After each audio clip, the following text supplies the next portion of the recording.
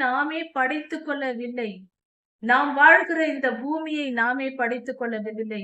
நம் பெற்றோர்களை நாம் உருவாக்கவில்லை. நாம் எதை நிர்ணயித்துக் கொள்கிறோம்? நாம் சிருஷ்டித்தோமா நம்மை? நாம் படைத்தோமா இவ்வுலகை? நம் வாழ்வை படைத்தோமா? நான் இந்த காலத்தில் தான் பிறக்க வேண்டும் என்பதை நாமே நிர்ணயித்தோமா? நம் வாழ்க்கையின் மரண நாளை நாமே முடிவெடுக்கிறோமா?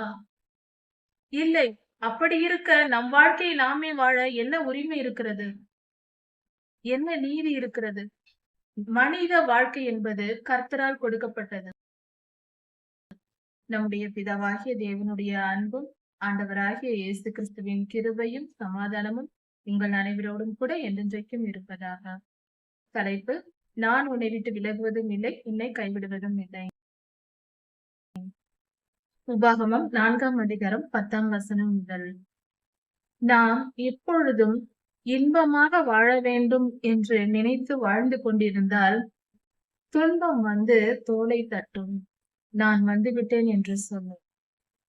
அதனால் எப்பொழுதும் சரியான வாழ்க்கை வாழவே முயற்சிக்க வேண்டும். இன்பம் துன்பம் என்பது எல்லோர் வாழ்விலும் வரக்கூடியது. அவர்கள் எப்படிப்பட்டவர்களாய் இருந்தாலும் மனித வாழ்க்கை என்பது இன்பமும் துன்பமும் சேர்ந்ததே. வெறும் இன்பத்தை மட்டும் அனுபவித்து எந்த மனிதனாலும் வாழ முடியாது. இது கர்த்தர் நியமித்த காரியமாய் இருக்கிறது. இந்த பூமியில் இருளும் ஒளியும் இருப்பது போல மனித வாழ்வில் இன்பமும் துன்பமும் உண்டு.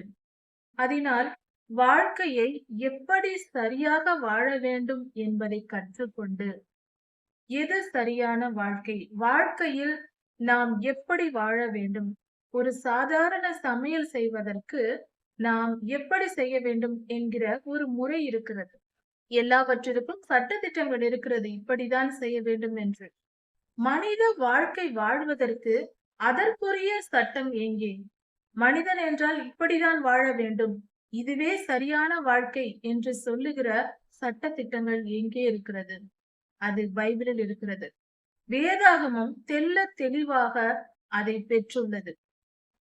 மனிதனை படைத்தவர், அண்ட சராசரத்தையும் படைத்தவர், இந்த பூமியையும் பூமியில் உள்ள அனைத்து காரியங்களையும் உலகில் உள்ள எல்லா காரணிகளையும், மனித வாழ்க்கையை உருவாக்கியவர், மனிதனின் உணர்வுகளை உருவாக்கியவர், சட்ட திட்டங்களை மனிதனுக்கு எழுதி கொடுத்திருக்கிறார்.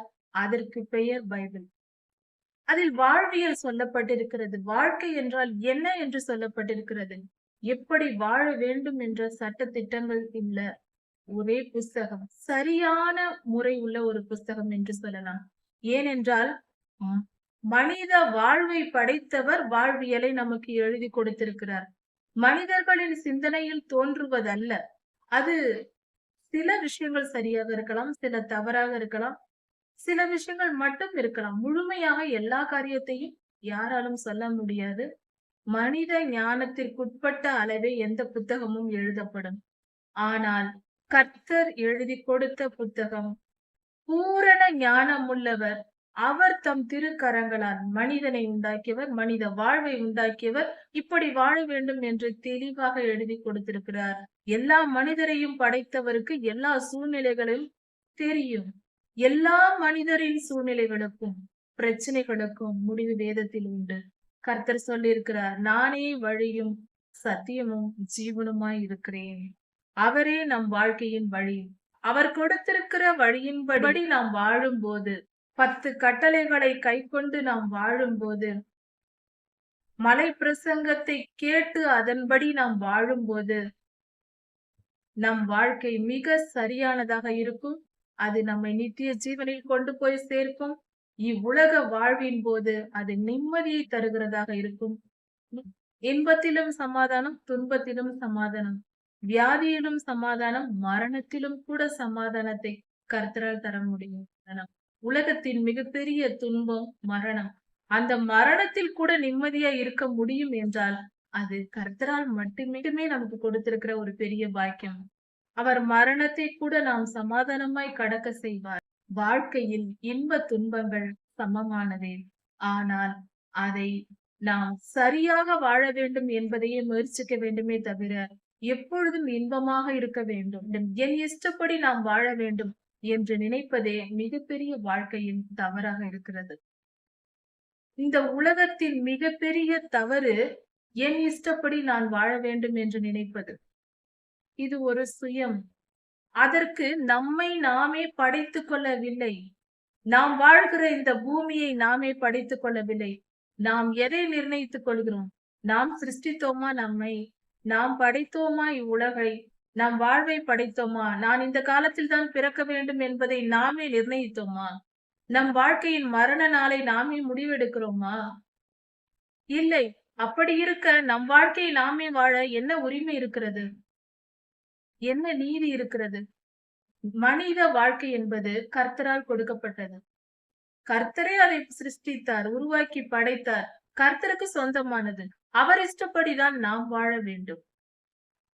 அவர் சொல்லுகிற சட்டதிட்டங்களின்படிதான் நாம் வாழ வேண்டும். அப்படி என்றால் அவர் நம்மை கஷ்டப்படுத்தி அவர் விருப்பத்திற்கு நம்மை வளைக்கிறாரா என்றால் இல்லை. நாம் பாவம் செய்தோம், சபிக்கப்பட்டோம். இந்த பூமியில் வாழ்கிறோம். இன்பங்களும் துன்பங்களும் நிறைந்திருக்கிறது இந்த பூமியில்.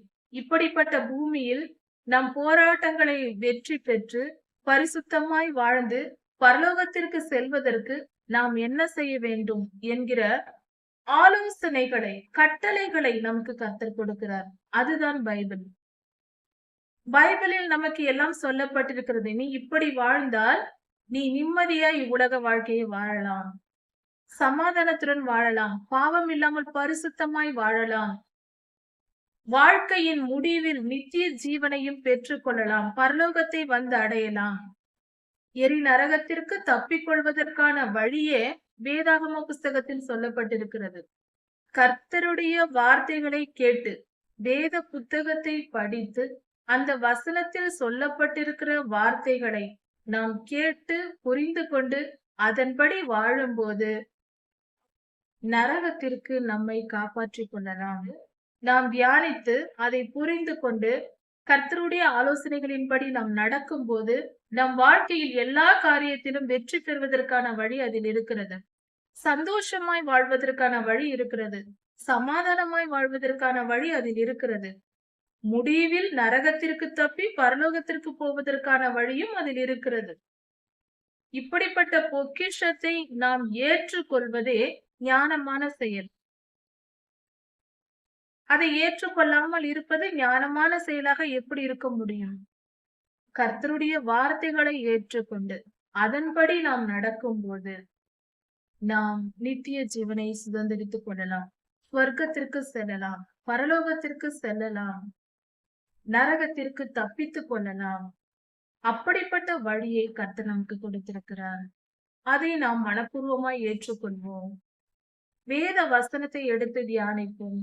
வருடத்தில் ஒரு முறையாவது பைபிளின் முதல் பக்கத்திலிருந்து கடைசி பக்கம் வரைக்கும் வருடத்தில் ஒரு முறையாவது கண்டிப்பாக படிக்க வேண்டும். அப்படி செய்யும் போது நம் வாழ்க்கை முற்றிலுமாக மாறும்.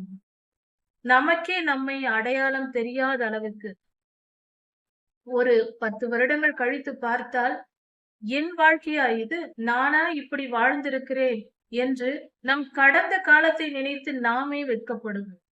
இவ்வளவு முட்டாள்தனமாக நான் வாழ்ந்திருக்கிறேனே, இப்பொழுது இருக்கிற ஞானம் எனக்கு எங்கே இருந்து வந்தது என்று நம்மை குறித்து நாமே ஆச்சரியப்படுவோம். அப்படிப்பட்ட ஒரு பொக்கிஷம் பைபிள். வேதாகமத்தை எடுத்து படிக்க வேண்டும். பைபிளை எடுத்து படிக்க வேண்டும்.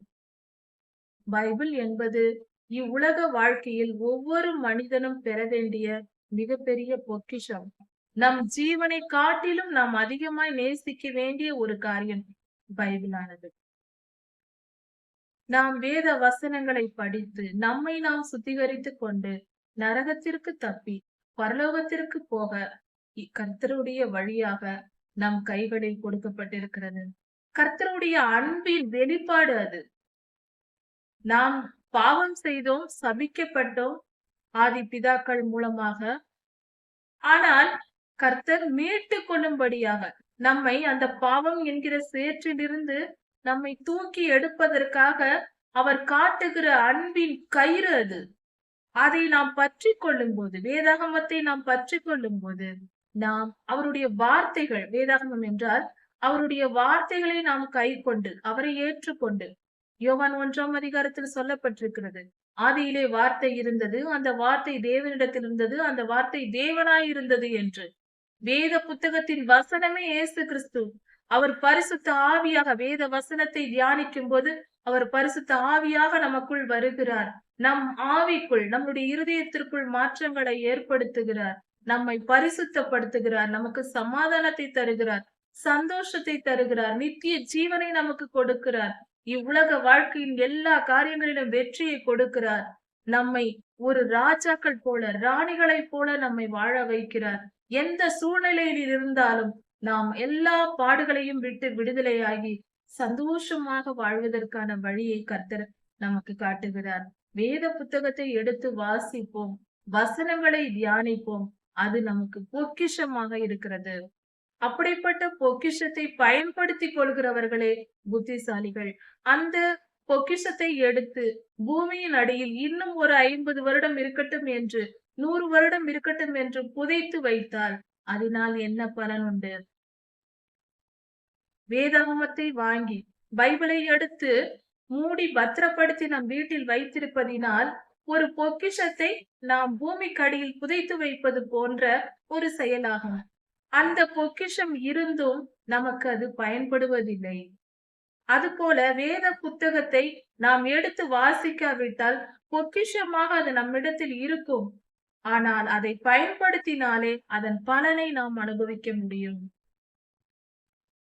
இதை புரிந்து கொண்டு வேத புத்தகத்தை எடுப்போம். தினந்தோறும் அதன் அருமையை நாம் அனுபவிப்போம்.